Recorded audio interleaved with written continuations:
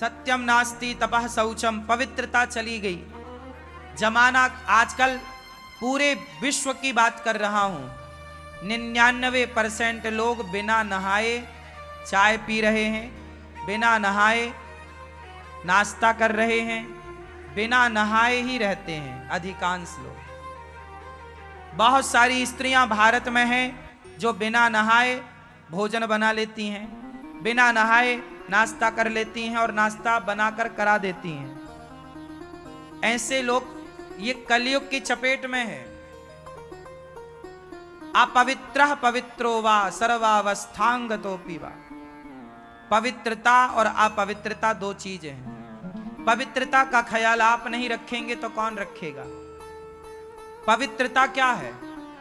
लघु शंका जाओ, लघु शंका मतलब लघु शंका समझते हैं ना, लघु शंका जाओ, वॉशरूम जाओ तो 4 कुल्ला करना चाहिए। लघु शंका के बाद कितने कुल्ला? 4 कुल्ला करो, हाथ धो लो, पांव धो लो, तब आप शुद्धि की राह पर हैं, तब आप शुद्ध हैं। शौच करने के बाद स्नान करो, पूरा नहीं तो आधा। ये नियम कोई मैं नया नहीं बता रहा हूं, ये यही परंपरा थी। पहले के लोग बिना कहे शौच करने के बाद नहाते ही थे, बिना नहाने का तो कोई सवाल ही नहीं था। ये बातें कहने की थी ही नहीं जो अब तुम्हें कहना पड़ रहा है, और कहने के बाद भी कुछ लोग फॉलो नहीं करते, पता होने पर भी नहीं करते। अब बताओ, आप में से कितने लोग हैं जो बिना नहाए भोजन बना लेते हैं और भोजन कर लेते हैं? हमारी बहुत सारी माताएं भारत में ऐसी हैं जो बिना नहाए भोजन बना लेती हैं। आप में से कितने लोग बना लेते हैं? आप कितने लोग, आप बना लेती हो बिना नहाए? कभी कभी। और बिना नहाए कितने लोग खाते हैं? बिना नहाए कितने लोग खाते हैं? आप खाते हो बिना नहाए? हाँ या ना? बिना नहाए खाते हो? कितने बजे नहाते हो? हाँ, 7 बजे। और नहाते हो, उसके बाद खाते हो। और शौच जाने के बाद दिन में 2 बार शौच जाना पड़ा तो 2 बार नहाते हो? नहीं नहाते। शौच एक बार आप गए सुबह, फिर आप नहाते हो, और दोपहर में या शाम को जाना पड़ जाए किसी को तो फिर लोग नहीं नहाते। अब नहीं नहाओगे आप, सोचिए कि आप शौच करके आए हैं और आपने स्नान नहीं किया, और वही कपड़े पहनकर आप पूरे घर में घूम रहे हैं। क्या है ये? अशुद्धि है। और ऐसे अशुद्ध लोग जहां होंगे वहां क्या होगा? नेगेटिविटी अपने आप खींची चली आएगी। इस वातावरण में, इस आकाश मंडल में, इस स्काई में 2 प्रकार की एनर्जी होती है। कितने प्रकार की एनर्जी होती है? एक गुड, एक बैड, मीन्स एक सकारात्मक, एक नकारात्मक, एक पॉजिटिविटी, एक नेगेटिव। 2 एनर्जी इस पूरे ब्रह्मांड में है।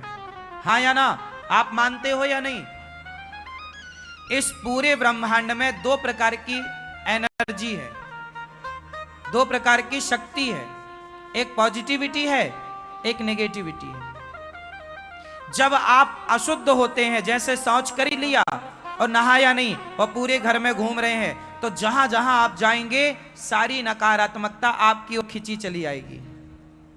जैसे आपके शरीर में कोई घाव हो जाए, फोड़ा, और अब फोड़ा पक जाए और फूट जाए, और कोई घाव होगा ना, तो मक्खी पूरे शरीर में आकर कहीं ना बैठेगी, सिर्फ उस घाव में।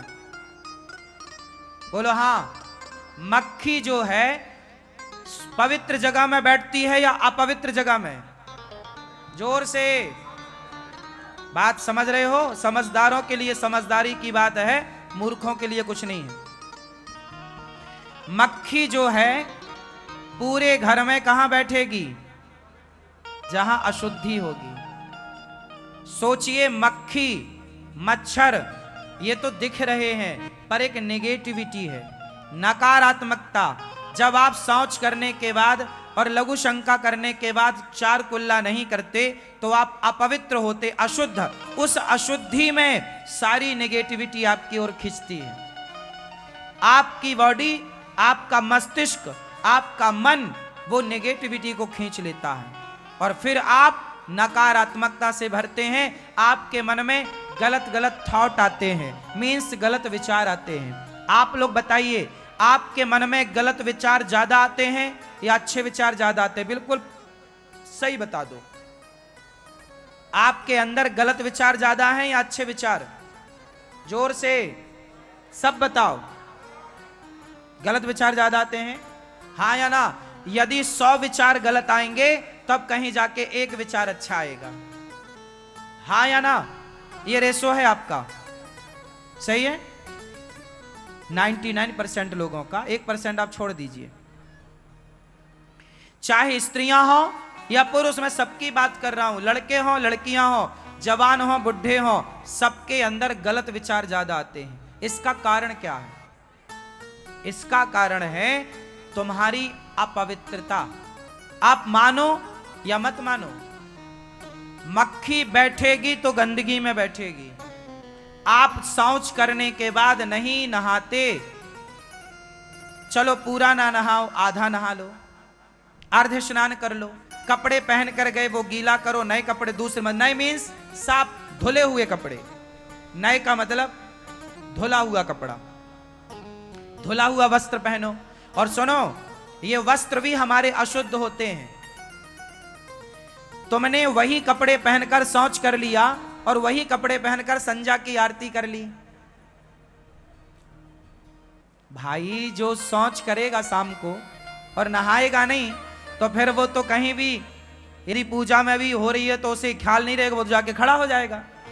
तो कपड़े भी अशुद्ध होते हैं, इसलिए शौच करने जाओ तो कम कपड़े शरीर में हो, इतने कपड़े हो जिनको आप गीला कर सको।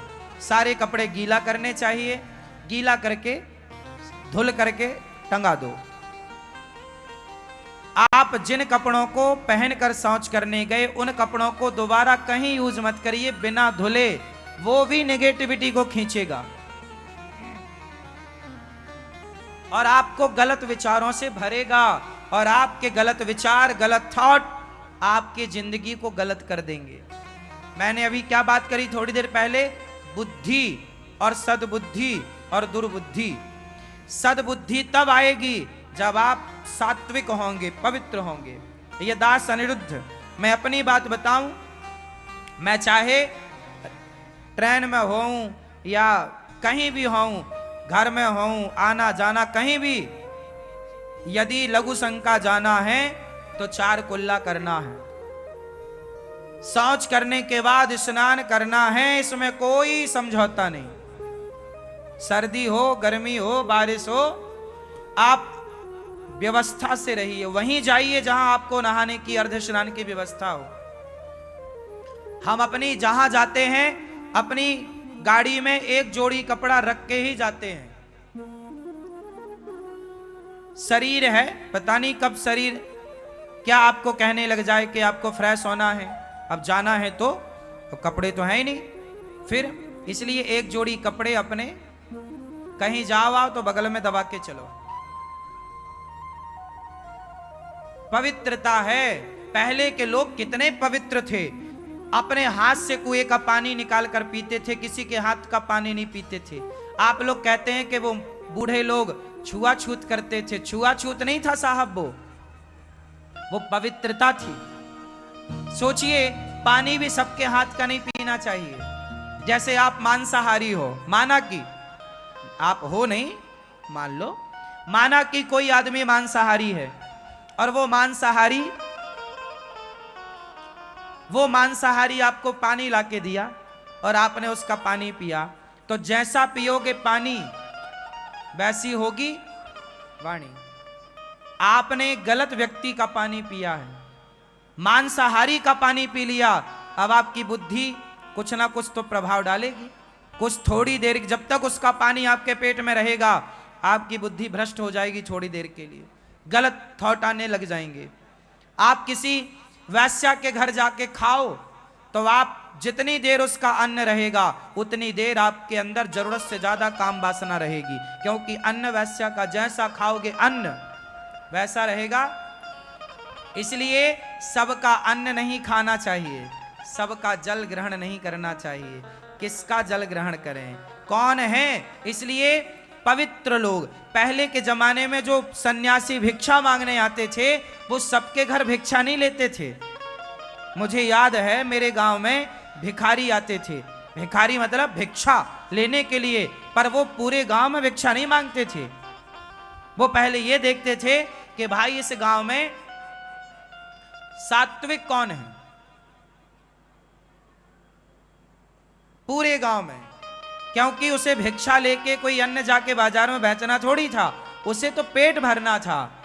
पेट भरना है, जैसे मैं कल को सन्यास लूं तो मुझे भी रोटी तो चाहिए, पेट भरना, पर ऐसा थोड़ी कि मैं सबकी रोटी खाता फिरूंगा ना। मांसाहारियों की रोटी क्यों खाएं, पापी की रोटी क्यों खाएं? पापी की रोटी खाओगे आपके अंदर भी पाप आएगा। जैसा संग वैसा रंग, संगत से गुण आत हैं, संगत से गुण जाएं। संगति अच्छी होगी तो संस्कार अच्छे होंगे। यदि आपका संसर्ग बिगड़ा, संगति बिगड़ी तो संस्कार बिगड़ जाएंगे। इसलिए खान पान में बड़ा ख्याल रखना चाहिए। अजामिल जैसा ब्राह्मण एक वैश्या की संगति करके भ्रष्ट हो गया। धुंधकारी जैसे लोग वैश्या की संगति करके भ्रष्ट हो गए। संगति करके दुर्योधन जैसे लोग शकुनी की संगति करके भ्रष्ट हो गए। अरे राम की माता कैकई, भारत जैसों की माता कैकई संगति करके मंथरा की भ्रष्ट हो गई कि नहीं? संगति ने भ्रष्ट किया है। आप हल्के में मत लेना संगति को।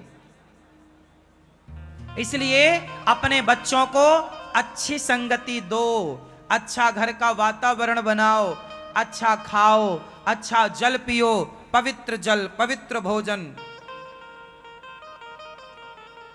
अब आजकल तो बाजार का भोजन आप लोग करते हैं, कुछ भी खाते हैं, कोई भी आपको कुछ भी खिला पिला रहा, आप खा रहे हैं।